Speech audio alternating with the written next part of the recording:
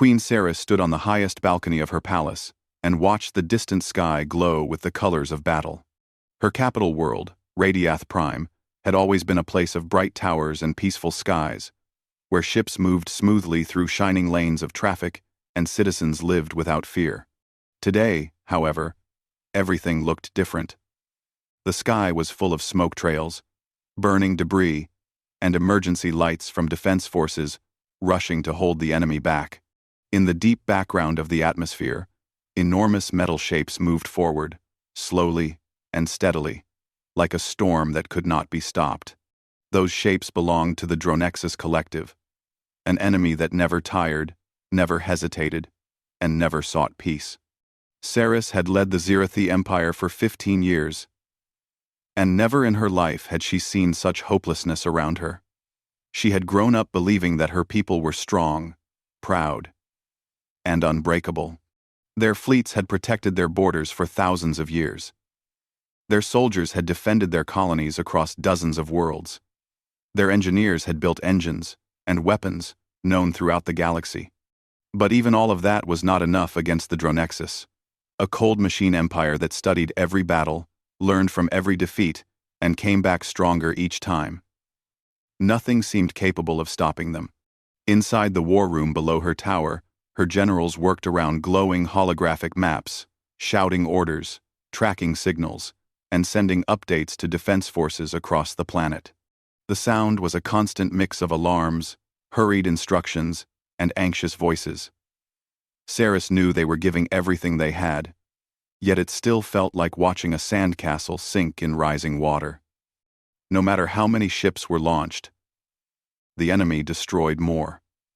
No matter how many defense lines they set, the machines broke through them one by one. The Dronexus had been moving through the Empire for months, taking border systems first, then industrial planets, then shipyards, and now they were at the heart of it all. Saris took a deep breath and closed her eyes for a moment. She remembered the day she took the throne as a young leader, standing before crowds of cheering citizens. She promised them a strong future, more expansion, more prosperity. She believed she had many years to improve the empire. Now she was watching everything fall apart, piece by piece, system by system, all in a handful of terrible weeks.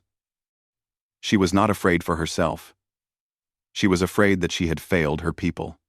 Her chief military advisor, General Varen, rushed into the balcony chamber. His uniform was wrinkled, and he looked as if he had not slept for days. He saluted and spoke quickly, not hiding his worry. He explained that the outer defense line had fallen and the Second Fleet had been overwhelmed. Only scattered units remained, and some commanders were not responding anymore. Communication stations were failing as enemy interference increased. The Dronexus broadcast another message, demanding surrender. Saris listened quietly and nodded. She could not show fear, not now, not in front of her people. She thanked Varen, and he hurried back to the war room, already calling new orders into his communicator. Even though she stood alone on the balcony, Saris tried to project calm strength. She knew that many officers and staff watched her, even from a distance. If she panicked, they would panic. If she looked broken, they would break. Leadership required more than giving orders. It required hope, even when there was little to be found. Below, in the great city, civilians were being moved to shelters. Dropships rose from the rooftops, carrying families away from exposed districts. Emergency sirens echoed across the tall spires. Every available ship was being sent into space to evacuate more. Saris wished she could speak directly to every person, tell them that she was still fighting for them, that she would protect them until the last moment. But she could not slow down to deliver speeches. Decisions were needed constantly. The enemy did not rest. Her thoughts drifted to the history of the Zirathi people. They had faced many challenges before. They had survived wars with other empires, natural disasters, internal political conflict, and economic crises. They had believed those challenges had shaped them into a powerful civilization ready for anything. But the Dronexus was different. The machines never negotiated. They never asked for terms or territory. Their only message was surrender or extinction. It was impossible to reason with logic that did not understand emotion, culture, or life. That was the true threat. The Dronexus did not seek victory. They sought an end. Saris walked back inside and approached the main tactical display. A giant map of the solar system hovered in the air. She touched a glowing icon representing the last major Xirathi fleet. In real time, she watched its formation shrink. The symbols for ship after ship faded as the enemy overwhelmed them. A few ships tried to break formation and protect transports full of civilians. But they too were failing. Saris could almost feel the weight of every life in those symbols. It was a burden she had carried every day as queen, but never this heavily. The communications officer reported that the Dronexus Central Command Unit had opened a direct channel to the palace, offering a final chance to surrender peacefully. Saris declined the connection. She already knew what they would say. It was always the same lines, spoken in the same calm tone, as if destruction could be presented like a business transaction. Instead of answering, she instructed her staff to focus on the defense of the capital. Every second they bought meant more families could escape. General Varen returned to her side and explained that some council members wanted her to flee. They believed that if the queen survived, the government could rebuild somewhere far away and continue resisting. Saris shook her head. If she fled, her people would feel abandoned. She could not ask soldiers to risk their lives if she was not willing to stand with them on the same world. She stayed. Varen understood and did not argue further. A distant explosion shook the palace lightly. It was not a direct hit, only the shockwave from a battle outside the upper atmosphere. Still, everyone in the war room paused for a moment and looked upward. Saris steadied herself and reminded them to continue. There was still work to do. They could not afford hesitation. Hours passed like minutes. More reports came in, each worse than the last. Finally, Saris stepped away from the war table again and walked silently back to the balcony. The sky was darker now, filled with more enemy ships. The horizon glowed from the fires of city districts already hit by falling wreckage. It looked like the final moments of a civilization.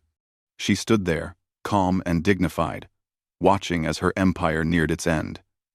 She expected that very soon, the Dronexus would enter orbit and begin the last stage of their attack. She whispered a silent apology to her people, not because she had not fought, but because she wished she had been able to do more. Then, as she stared upward, a soft alarm tone sounded from the palace watchtower. One of the officers near the balcony looked up in surprise. A new ship had just arrived in the system. It was small, old, and human-made. It carried only one life signal. And with that, everything began to change. The sudden appearance of the small human ship caused a wave of confusion throughout the palace command center. No one had expected reinforcements, especially not from another species. The Xirathi Empire had sent desperate broadcasts months ago, asking for help from any friendly civilization. But many had been too far away, too busy with their own problems, or too afraid to get involved. The Dronexus did not make only one enemy at a time. They threatened every intelligent species that developed advanced technology. Yet many chose silence, hoping the machines would not turn their attention toward them. Humanity had given no answer either. And for that reason, most officers assumed the humans would never come.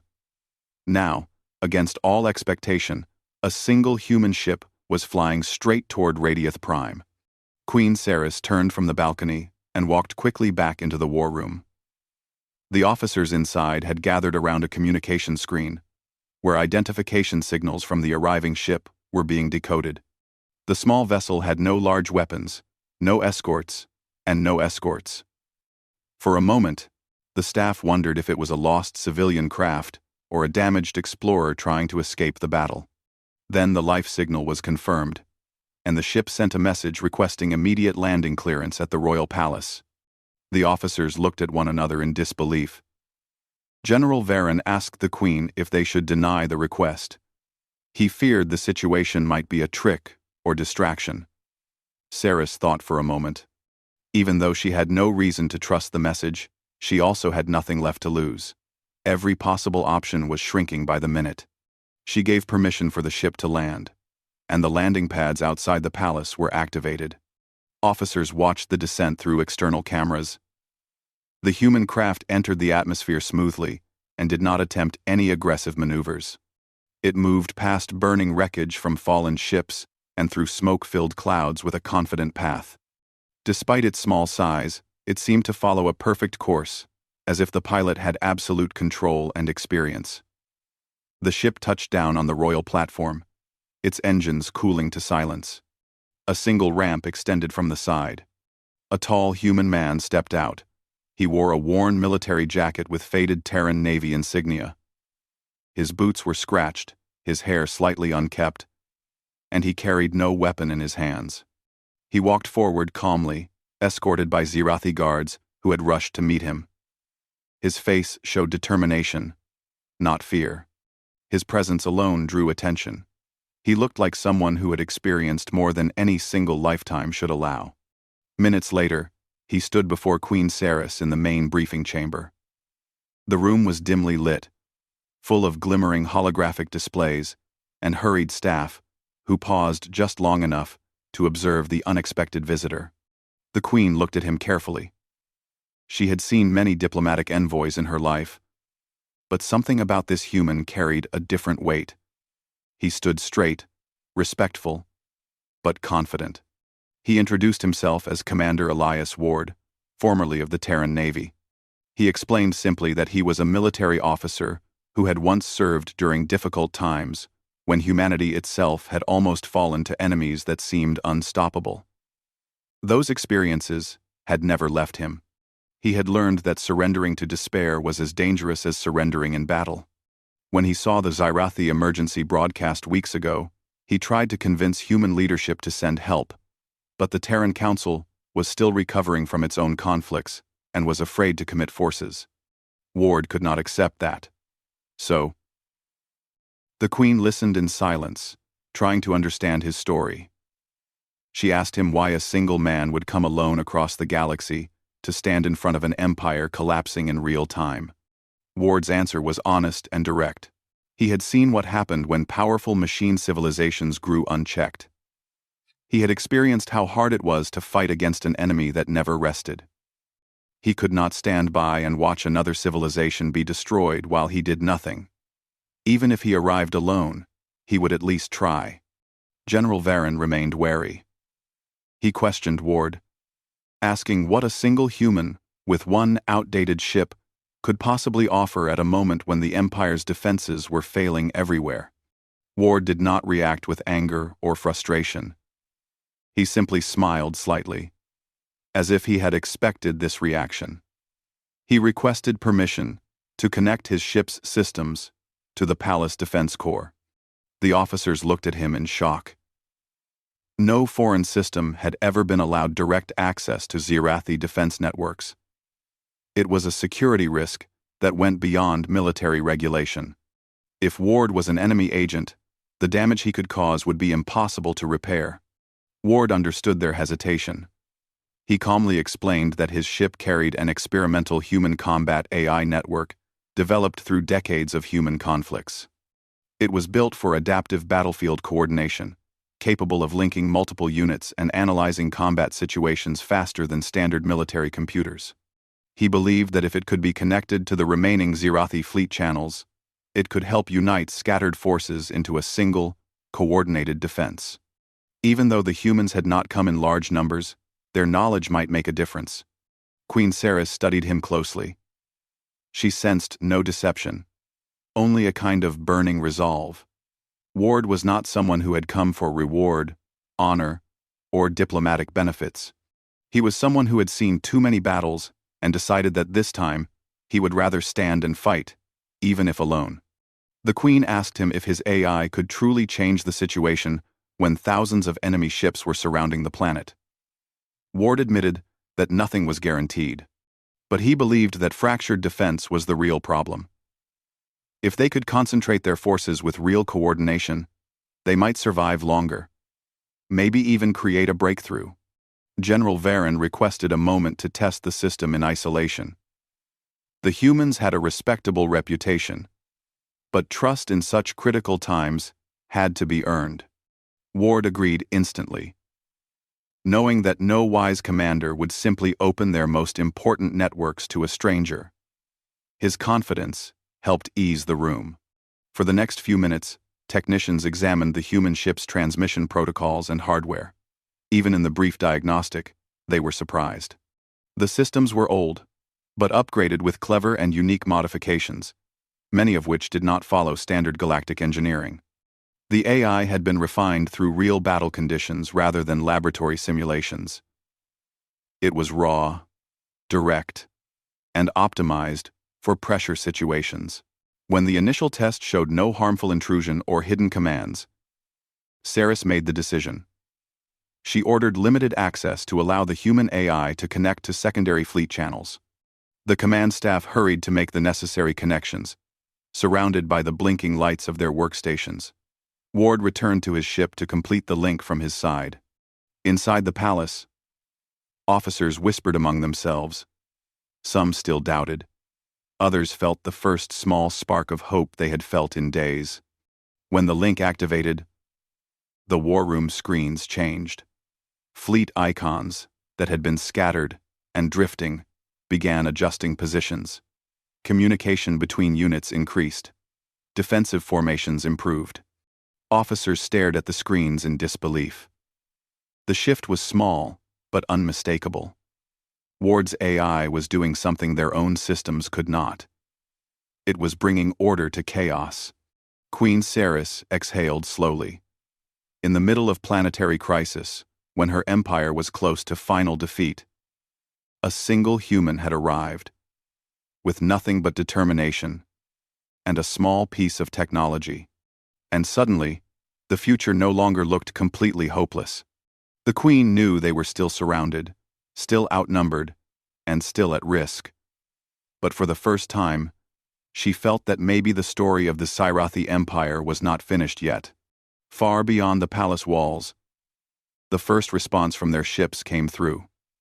A captain reporting that for the first time in days, they could actually fight together. Saris looked toward the display screens, her eyes clear. Ward had come alone, but his arrival had already changed the battlefield. And outside, the Dronexus fleet continued its advance, unaware that something new had awakened in the heart of the Zyrathi defense. The connection between the human ship and the Zyrathi defense network continued to stabilize, and the atmosphere in the palace war room slowly changed. A few hours ago, everything had felt hopeless, like a silent countdown toward the end of a civilization. Now, officers who had been working with tense shoulders and shaking hands suddenly had focus again. Screens that once displayed scattered units and confused formations now showed coordinated movement. The transformation was not dramatic at first glance, but to trained eyes, the difference was enormous. It was like watching a broken orchestra suddenly fall back into rhythm. Queen Saris watched as information flowed across the main tactical hologram. Units far from the palace were turning, regrouping, redirecting their movements in real time. 2 damaged cruisers, which their commanders had been prepared to abandon, were now joining a carrier group under new coordinated instructions. Another line of defense ships, which had been cut off by communication interference hours ago, reconnected and began forming a shield wall above a civilian evacuation route. Officers spoke in quick, controlled voices, updating each other with new positions and support plans. For the first time in days, the enemy advance was slowing. Elias Ward stood at the edge of the room, watching silently. He did not rush to take credit or speak loudly. Instead, he observed the data with calculating eyes, adjusting algorithms and sending improvements back to his ship. His voice was calm as he instructed the AI through a small earpiece, giving quiet commands that helped refine the system's output. He looked exhausted, as if he had not slept properly for many days, but the determination in his expression never faded. General Varen approached him, still cautious but with new respect growing behind his eyes. He admitted that he had not believed a single outsider could make such a difference. Ward gave a small smile and explained that humans had survived difficult conflicts, not because they were always strong, but because they learned how to adapt. Their systems were designed to improve under pressure instead of collapsing. This AI was based on thousands of earlier battles, large and small, all recorded and analyzed to create something that could assist in real-time strategic decision-making, even when commanders were under stress. Saris joined them and asked Ward about the AI's origin. Ward explained that it had begun as a research project during a time when humanity feared an invasion from an unknown enemy. That invasion never fully came, but the research continued anyway. Humans had built their system for the worst-case scenario, and though many leaders had forgotten it in the years that followed, Ward had kept improving it. He believed that someday, someone would need it. The Queen listened with interest. It was strange to imagine a world preparing for a disaster that never arrived, only for that preparation to save another species entirely. She asked Ward if he ever regretted leaving his home to come here alone. He shook his head. He said that regret came from knowing you could have done something, but chose not to. He preferred to act, even if the chance of success was small. That answer stayed in the Queen's mind long after their conversation ended. Meanwhile, throughout the capital, the difference could be seen even from civilian areas. Citizens watching from safe shelters saw defensive ships moving with greater purpose. Their communication screens showed announcements that defensive coordination had improved. For many families, this was the first hopeful news they had heard in days. People held hands, whispered prayers, or simply closed their eyes in relief. Some wept quietly, not from fear, but because for a moment the future did not seem completely dark. Inside the palace, more reports continued coming in. Fleet captains expressed surprise at how quickly their firing lines and defense grids had regained strength. One commander reported that they had blocked an enemy approach that earlier seemed unstoppable. Another said their crews were operating more efficiently now, that instructions were clear and stable. Although none of this meant victory yet, morale was rising. Officers began to stand straighter, their voices louder and more confident. Ward, however, knew that this was only the beginning. He requested access to additional systems, not weapon controls, but long-range sensor arrays and fleet communication channels. He explained that the AI needed more data to plan ahead, not just react. General Varen hesitated for a long moment, then agreed, after a short discussion with Saris. The situation was still critical, and they needed every advantage. As new connections opened, the AI began building a virtual model of the entire system, every friendly ship, every enemy formation, every route civilians were using to escape, and every available supply resource. When the full projection appeared above the war table, several officers stared in awe. They could finally see the battlefield clearly, without gaps caused by interference and broken relays. Ward guided the AI, directing it to focus on 3 goals: protect escaping civilians, defend strategic points that could not fall, and prevent the Dronexus from establishing complete control of orbital space. The Queen approved these priorities. She knew that saving lives and keeping their civilization intact mattered more than dramatic offensive moves. The AI began suggesting optimized positioning for several squadrons. Ward explained each suggestion in simple terms, making sure that Sirathi officers understood the reasoning. He did not treat them as subordinates, but as partners who deserved respect. Over time, even the most traditional officers began trusting his judgment. His calm leadership served as an anchor in the middle of chaos. Hours passed, and the battle continued above the planet.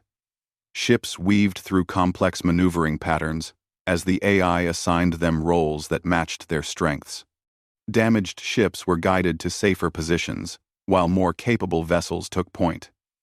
Transport craft carrying civilians were protected by shields and decoys deployed at just the right time.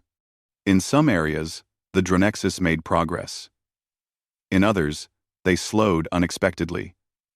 Finding resistance far stronger than before, Queen Sarah stepped aside for a moment and looked out one of the large palace windows. She could see faint glimmers of distant ships through the smoky atmosphere. The sky no longer looked like a one-sided fall. It looked like a challenge being met with everything they had. She knew the situation was still dangerous. The enemy had numbers and technological efficiency. The Zirathi forces were still fewer, still recovering, and still under threat. But the difference now was unity. Ward's AI had not magically increased their fleet size. It had brought together commanders, ships, and strategies that previously acted alone. And joined together, they had the strength to resist. She walked back to Ward and thanked him quietly. He shook his head and said that he was only helping them unlock the power they already had. Saris disagreed politely. Someone had needed to take the first step, and he had. Sometimes hope arrived, not with armies, but with a single person who refused to step aside. General Varan approached with new updates. Several ships had successfully regrouped at a defensive point near the edge of the system. Reinforcements from the far side of the sector were on their way. For the first time in many days, the Zirathi Empire had a coordinated plan. Ward allowed himself a small exhale of relief. The AI was performing well, but the situation was still extremely demanding. The machine enemy could adapt too. The Dronexus would soon realize that something had changed. When they did, the real test would begin. Even so, the atmosphere in the war room had transformed. Officers who earlier dreaded each new alert now approached their stations with renewed energy. Ships that once faced the enemy alone now fought side by side. The Queen, who had once stood on her balcony believing she might witness the end of her world, now watched the screens with a new feeling growing in her heart. Hope. Not the fragile, slipping kind, but real hope, born from unity, adaptation, and one human who refused to let them fall without trying. And far above the planet, in cold space lit by scattered stars, the Dronexus ships continued advancing, unaware that the empire they were closing in on was no longer helpless. A new chapter of the conflict had begun. All throughout the night cycle, the battle above Radiath Prime continued. From the palace war room, the scene looked like an endless dance of light across the stars. Ships moved in perfectly timed formations, guided by the human AI that analyzed new data every second and adjusted tactics to suit each moment.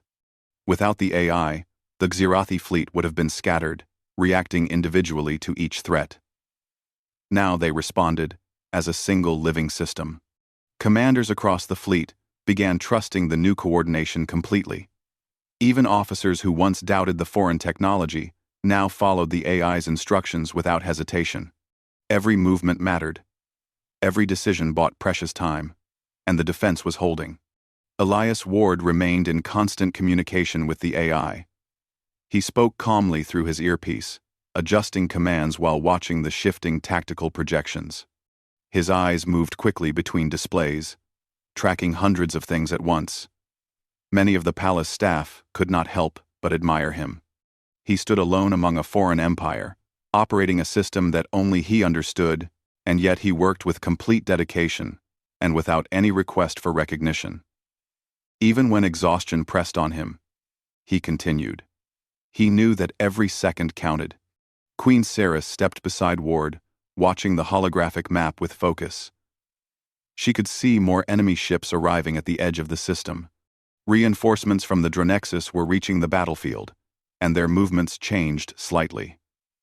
The machines had begun adapting. They were no longer pushing forward blindly. Instead, they started reacting to the new Zirathi strategies. adjusting their own formations to counter the AI's influence. The Queen knew this was coming. The Dronexus never remained surprised for long. Ward noticed it too. He quietly increased his concentration and instructed the AI to begin creating new variations in the fleet's patterns. Instead of repeating the same formations, the AI started rotating strategies every few minutes. Some officers did not understand the logic, but Ward explained that the Dronexus studied patterns and then countered them. If the Girathi defense never repeated the same approach for long, the machines would struggle to settle into a predictable response. It was a strategy he had learned from studying dozens of past conflicts, and it proved effective now. The Dronexus slowed their adjustments, forced to calculate changes repeatedly. General Varen returned from overseeing communications and reported that more evacuation ships had reached safety zones. Thousands of civilians who would have been caught in the crossfire were now secure. Everyone in the room felt relief. Saving lives had always been the highest goal, and now they were succeeding, even under impossible pressure. Saris thanked Ward again, but he only nodded and returned to monitoring the data. He did not need praise. Seeing progress was enough. As the hours continued, the AI took on more responsibilities. Instead of only managing fleet positions and tactics, it began balancing energy distribution among planetary defense grids. Some shield generators were overworked, while others were underused. By redistributing strain, the AI extended operational time for several systems that otherwise would have powered down. Technicians were amazed. They had never considered coordination at such a large scale because their systems had always been controlled independently. Ward told them that the AI saw the battlefield as one connected environment instead of many separate pieces. When pieces supported each other, the whole structure became stronger. Although progress continued, the situation remained serious. Enemy ships kept arriving, slowly increasing pressure on the Exarathi defenses. Ward knew the Dronexus had vast resources. If the battle continued forever, the machines would eventually wear them down by sheer persistence. The key was not to last as long as possible, but to create an opportunity, a window where the Sirathi could change the direction of the war. The AI began scanning for that window. It evaluated the battlefield, looking for weaknesses in the enemy formation. Eventually, it identified a small but important detail. A cluster of Dronexus command ships near the center of their formation seemed to be coordinating several attack lines. If those ships were separated or disrupted, communication among some enemy units could weaken. Ward directed the Zirathi fleet to shift pressure toward that region, not in an aggressive assault, but in a strategic redirection of fire and positioning. By creating confusion in that zone, they could reduce enemy efficiency. The fleet followed the AI's recommendations, and within a short time the Dronexus signals in that area slowed.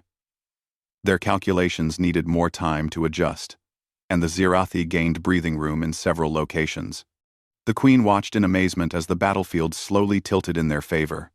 She felt pride in her crews, pride in the human who had arrived in their darkest hour, and pride in the unity that had formed in such a short time. Ward, however, felt the strain on his body growing. The mental focus required to maintain such complex oversight was enormous. His neural implants were not originally designed for continuous, high-level processing over many hours. He could feel faint discomfort in his head and neck, a reminder that his system was pushing the limits. But he did not speak about it. As long as he remained capable, he would continue. If he asked for rest too soon, the coordination could collapse. Instead, he reminded himself of the many times humanity had survived against odds just like these. He had sworn long ago that if he ever had the chance to prevent another civilization from falling the way his almost had, he would not hesitate.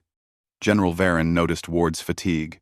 He approached him and offered to bring in medical staff, but Ward declined gently. He told Varen that as long as he was standing and thinking clearly, there was no need to worry. Varen did not fully accept the answer, but he respected Ward's resolve. He had seen soldiers who gave up easily, and he had seen soldiers who stood firm even when exhausted. Ward belonged to the second group. Above the planet, the battle expanded. The AI began coordinating not just ships, but also interceptor drones, ground-based defensive arrays, and satellite shields. The complexity was staggering. Officers throughout the war room could hardly believe what they were seeing. Systems that had never worked together before now moved in harmony, guided by predictions that felt almost intuitive. Queen Ceres took a quiet moment to look around the room. The faces of her staff had changed. Where earlier there had been fear and despair, now there was determination. People spoke with confidence again, shared updates with strong voices, and operated systems with renewed purpose. Hope had returned not as a daydream, but as a working reality. Meanwhile, the Dronexus continued to adapt. New formations formed at their edges, preparing to press harder. They did not know fear, frustration, or fatigue. They only calculated, analyzed, and tried again. Ward saw this and felt respect. The machines were intelligent, precise, and disciplined. But humanity and the Sirathi had something the machines did not: adaptability, powered by emotion, and the will to protect others. That combination had shaped the strategy, now unfolding. Hours more passed before the first clear sign of breakthrough appeared. A new message came from a distant fleet that had been out of contact for days. They had fought their way through the edge of the system and were returning to join the defense. The moment that message arrived, the war room erupted in quiet cheers. The Queen allowed herself a small, relieved smile. The arrival of reinforcements meant that the Sirathi were no longer standing alone with shrinking numbers. They were rebuilding strength. Ward continued issuing instructions. The reinforcements would need safe approach paths and updated tactical information. The AI prepared everything in seconds. The merging of the returning fleet with the main defense seemed almost impossible earlier, yet now it looked perfectly natural. The Queen looked once more at the holographic display. The enemy was still countless, still strong, still pushing forward. But the Sirathi fleet was no longer breaking. It was fighting as one. For the first time since the machines entered the system, Queen Ceres felt like victory. True victory might not be impossible. The battle was far from over, and the Dronexus still held enormous power. But with coordination, strategy, and unity, they had proven that overwhelming force alone could be resisted. Ward finally allowed himself a slow breath. He did not relax completely, but he knew they had reached a turning point. If they could maintain momentum, the coming hours might open a path toward lasting survival. And outside the palace windows, the sky glowed not with the final fall of a civilization, but with the beginning of its stand. Elias Ward lay unconscious in the medical chamber, and the silence of the room felt deep and heavy. Only the soft humming of machines, monitoring his breathing and body functions, broke the quiet. Queen Ceres stood near him, her hands folded in front of her. She had faced battles, galactic politics, and entire empires. But watching the human who had saved her people, now fighting for life, made her feel powerless. She had seen many heroes in history, but none like Elias. He had fought not for reward or territory but simply because he refused to watch an entire civilization fall. That kind of spirit was rare, even among galaxies. Doctors moved around, speaking softly, trying new medical methods. Human biology was different from Sirathi biology, and they had to carefully adjust doses and medical equipment so they did not cause more damage.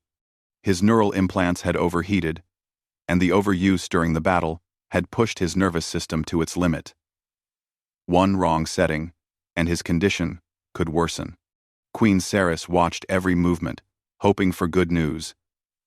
Though she knew his recovery was uncertain, the medics worked with full focus.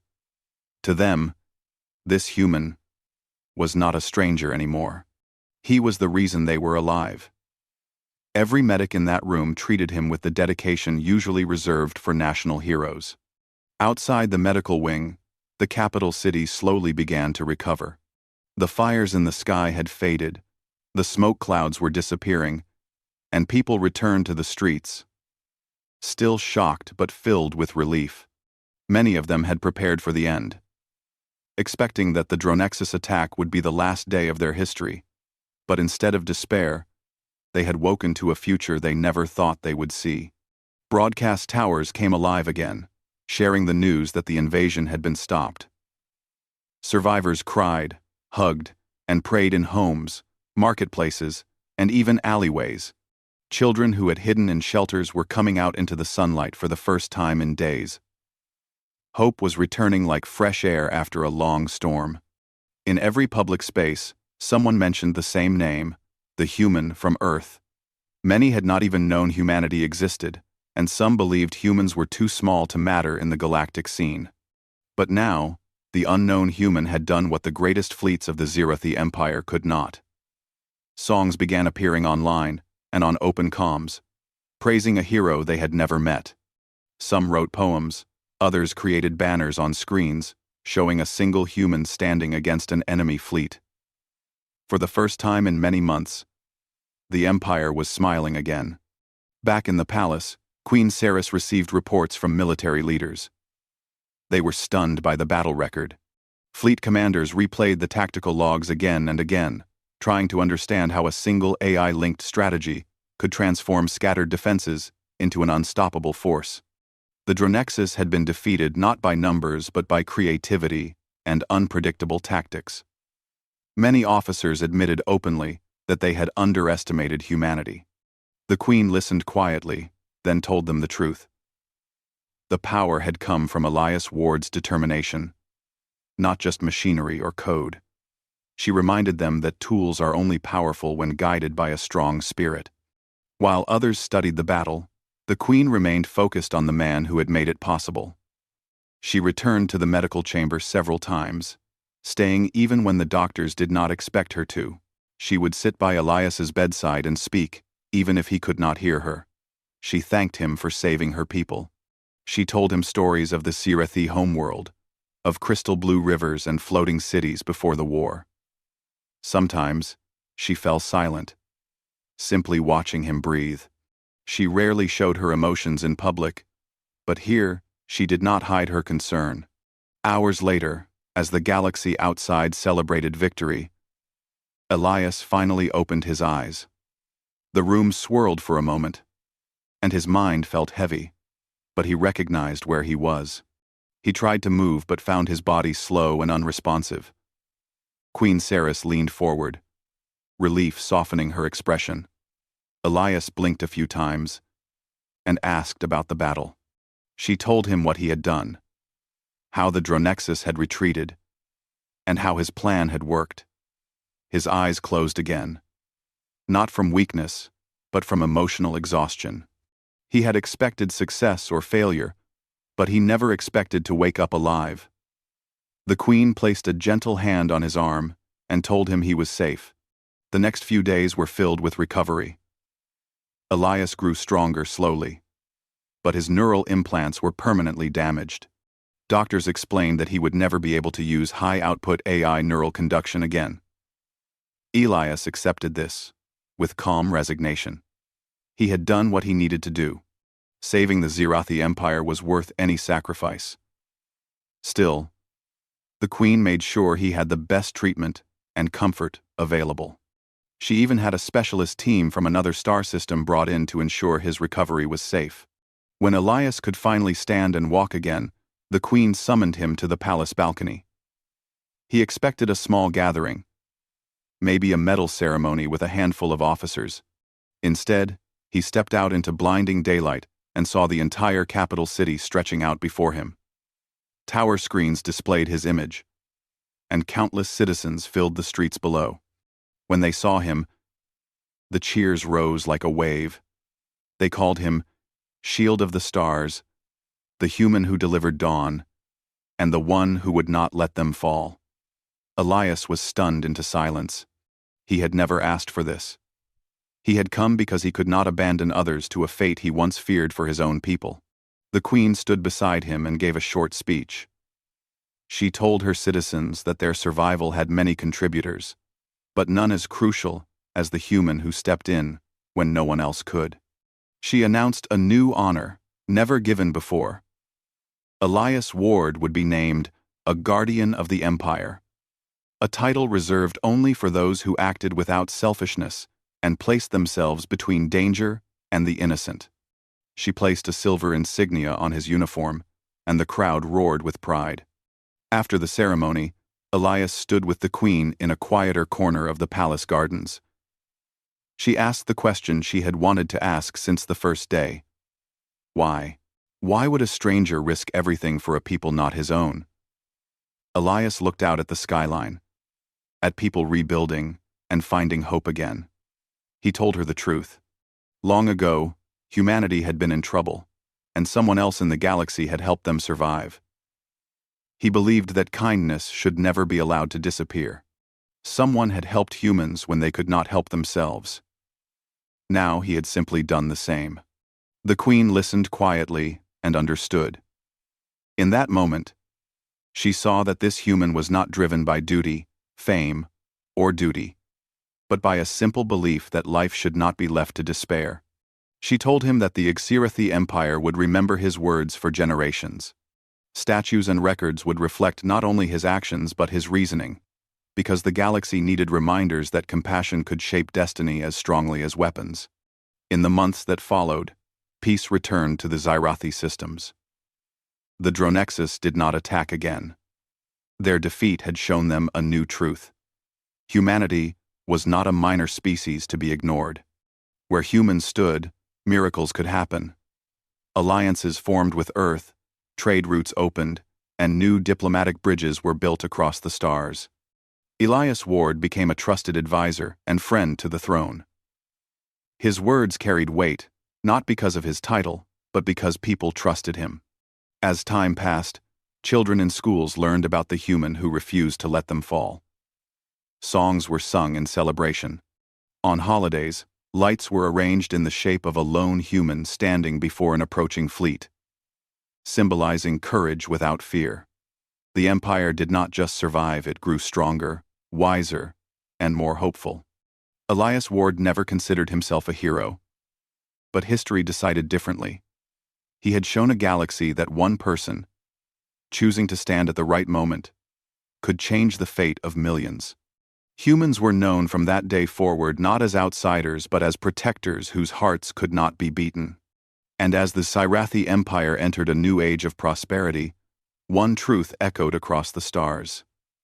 If humanity chose to stand with you, the darkness could be pushed back, and a new dawn could rise. Even in the deepest night,